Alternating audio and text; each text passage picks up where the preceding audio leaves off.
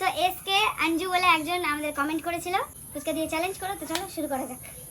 আর আজকে আছে দই ফুচকা আর জল ফুচকা, ভুলে গেছিলাম।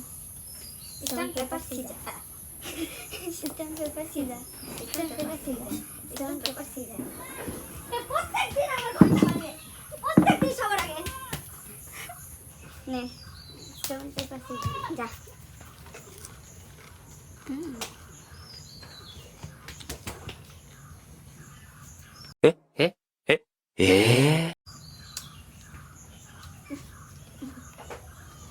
কি হরে